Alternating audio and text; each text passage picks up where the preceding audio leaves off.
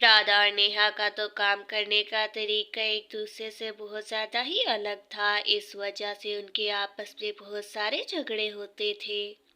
नेहा, तुमने किचन सारा फिर से बिखेर दिया है। तुम्हारे आने से पहले ही मैंने सब कुछ साफ किया था, लेकिन तुम्हें तो कोई बात समझ ही नहीं आती। साफ किया था तो फिर मैं क्या करूं? मुझे क्या मालूम था कि मरहानी ने अभी ही किचन साफ किया है। चिंता मत करो, मैं भी जब करूंगी तो साफ कर दूंगी। नेहा, तुम्हें तो मालूम ही है कि डॉक्टर साहिबा ने मुझे आराम करने का बोला है। अगर तुम मेरे साथ घर का काम करोगी तो अच्छा हो जाएगा।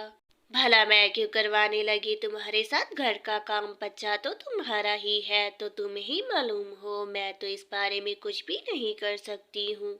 नेहा की ऐसी जली कुटी बातें सुनकर राधा का तो दिल बहुत ज्यादा टूट जाता है और वो रोना शुरू हो जाती है। राधा तो नेहा से कुछ नहीं कहती और ऐसे ही कुछ दिनों बाद राधा की गोद भराई की रस्म भी आ जाती है। सब बहुत ज्यादा ही खुश थे, लेकिन नेहा को तो बिल्कुल भी खुशी नहीं थी। नेहा तो अपनी सास के साथ झगड़ा करना शुरू कर देती है और इस तरह वो अपने प्लान में कामयाब हो जाती है।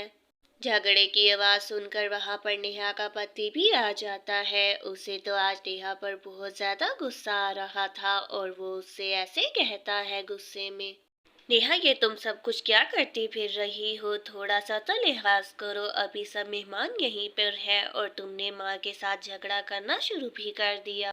आपको तो यही लगता है कि बस हर वक्त मैं ही सबसे झगड़ा करती रहती हूँ। कभी अपनी माँ से भी पूछ लिया करें कि वो भी क्या करती रहती हैं।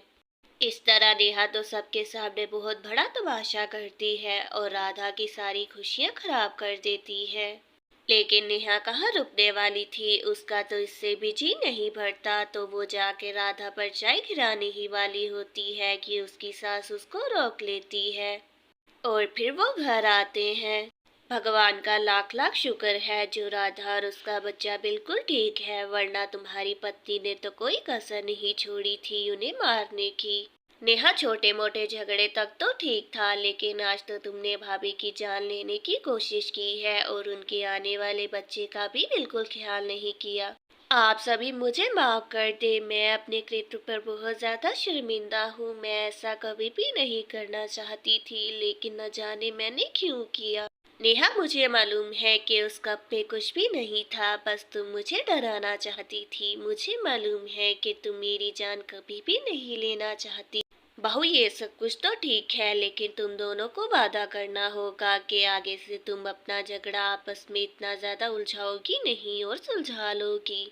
अपनी सास के इतना कहते साथ ही वो दोनों तो एक दूसरे को गले लगा लेती हैं और फिर चाहे जो कुछ भी हो जाए वो दोनों मिलकर ही सारे घर का काम किया करती थी। और राधा कहती है ऐसे, नेहा, मैं तुम्हें सिर्फ अपनी दोस्त ही नहीं बनाना चाहती, बल्कि अपने पूरे दिल से तुम्हें छोटी बहन समझती हूँ और मैं चाहती हूँ तुम भी यही समझो। दीदी, मैं भी आपके साथ एक बहनों वाले रिश्ते में ही रहना चाहती हूँ और अब मैं आपसे वादा करती हूँ कि आपकी छोटी बहन आपका बहुत ख्याल रखेगी। इस तरह राधा और नेहा अपने रिश्ते की एक नई शुरुआत करती हैं और आपस में बहुत प्यार से रहती हैं। एक दिन राधा को चक्कर आ जाते हैं और वो लिविंग रूम के फ्लोर पर गिर जाती है। ये सब कुछ नेहा का पति भी देख रहा था और नेहा कहती है, राधा दीदी, आपको ये क्या हो गया है? आप फर्श पर कैसे गिर गई? जल्दी से उठ जाएं, मुझे आपकी बहुत ज्यादा चिंता हो रही है अब तो। नेहा, तुम्हें इस घर की खुशियों की परवाह है भी या नहीं? भाभी फ्लोर पर कैसे गिर गई और तुम कहाँ थी? जरूर अपने ड्रामे ही देख रही होगी बैठकर।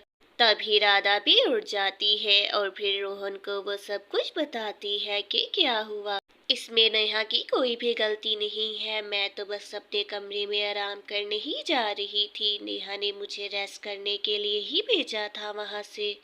रोहन तो अपनी भाभी की ये बात सुनकर वहां से चला जाता है और फिर नेहा घर का सारा काम करती है और अपनी भाभी का भी पूरा ख्याल रखती है। नेहा तो उस दिन से ही अपने घर की पूरी जिम्मेदारियां बहुत ही अच्छे तरीके से निभाती है और जल्द ही राधा भी ठीक हो जाती है। राधा दीदी, आप मुझे माफ कर दें। अगर उस दिन मैं आपके साथ होती तो आपको इतनी तकलीफ नहीं उठानी पड़ती। अब से मैं आपके साथ ही रहूंगी। नहीं नेहा, इसमें तुम्हारी कोई भी भूल नहीं है, और अगर हर वक्त तुम मेरे साथ ही रहोगी तो फिर घर की जिम्मेदारियां आखिर हम में कौन संभालेगा। ठीक है दीदी, तो मैं घर की सारी जिम्मेदारियां पूरे दिल से निभाऊंगी, लेकिन अगर आपको कुछ जरूरत हो तो आप बिना झिझक ही अपनी बहन को आवाज दे दे। इसी तरह राधा और नेहा का रिश्ता तो आगे से भी बहुत ज्यादा गहरा हो जाता है। नेहा को तो राधा की बहुत ज्यादा ही चिंता हो रही थी, इसी वजह से वो कमरे में जाते साथ ही अपनी माँ को फोन मिला देती है। माँ, आपको तो मालूम ही है कि राधा दीदी की प्रेगनेंसी की वजह से उनकी तबीयत कितनी ज्यादा खराब रहती है। आखिर मैं उनके लिए क्या कर सकती हूँ। नेहा बेटी, प्रेगनेंसी में एक औरत को बहुत ज्यादा ही ख्याल की जरूरत होती है, इस वजह से तुम्हें राधा का आगे से भी ज्यादा ख्याल रखना होगा। ठीक है मैम, मैं राधा दीदी का आगे से भी ज्यादा ख्याल रखूंगी। अब मैं फोन रख देती हूँ, मुझे राधा दीदी को जाकर देखना है वो क्या कर रही है। नेहा तो अब आगे से भी ज्यादा अपना टाइम राधा को देने का सोचती है, और जल्द ही ऐसे रात भी हो जाती है और वो लिविंग रूम में बैठकर राधा से बातें करती है ऐसे।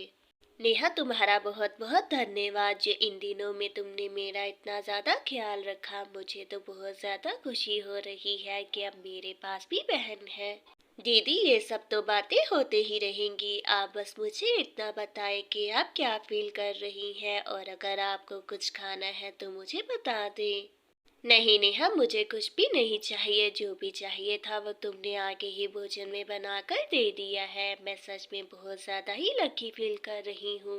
नेहा तो एक छोटी सी पार्टी राधा के लिए घर में ही अरेंज कर देती है, और फिर उससे ऐसे पूछती है वो, दीदी आपको अपनी बहन की हुई डेकोरेशन तो पसंद आई है ना। मुझे बताएं, मैंने बहुत प्यार से ही आपके लिए सब कुछ किया है, आपको कैसा लगा। नेहा, मुझे तुम्हारा ये सरप्राइज बहुत ज्यादा ही पसंद आया है, और आखिर डेकोरेशन पसंद क्यों नहीं आएगी, मेरी बहन ने इतने प्यार से जो किया है। दीदी, आपको मेरा सरप्राइज अच्छा लगा, इससे अच्छी बात और क्या हो सकती है। मैं तो बस इतना ही चाहती हूँ कि आप ज्यादा से ज्यादा बस खुश रहें। नेहा तो अब राधा को छोटे से छोटा काम भी करने नहीं देती थी। दीदी, आप यहाँ से कब से खड़ी हैं, मुझे तो मालूम ही नहीं हुआ। अभी तो आपको अपने कमरे में जाकर रेस्ट करनी चाहिए, आपके लिए अच्छी है। नेहा, कब से मैं रेस्ट ही तो कर रही हूँ, और वैसे भी मेरा तो कमरे में दम घुट रहा था, तो सोचा अपनी बहन के पास जाकर बातें ही कर लूँ उससे। ऐसे ही कुछ समय भी बीत जाता है, और कुछ समय बीत जाने के बाद राधा को तो एक बहुत प्यारी बेटी होती है, और घर में बहुत सी खुशियाँ आ जाती हैं।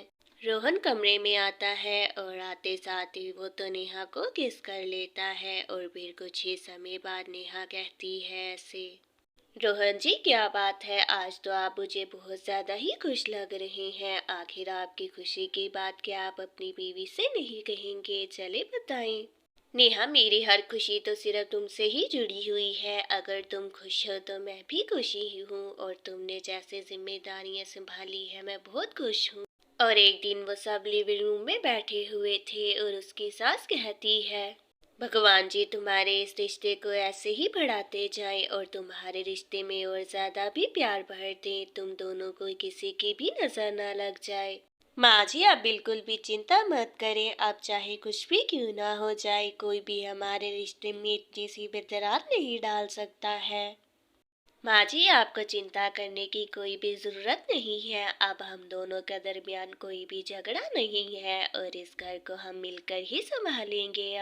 अब तुम दोनों को सिर्फ इस घर को ही नहीं संभालना है, बल्कि इस नन्ही जान का भी तुम्हें बहुत ज्यादा ख्याल रखना होगा, और इसकी परवरिश भी करनी होगी। माँ जी, उसकी आप बिल्कुल भी चिंता मत करें, ये छोटी सी जान तो मुझे अपनी जान से भी ज्यादा अजीज है, और इसकी परवरिश हम दोनों मिलकर करेंगे।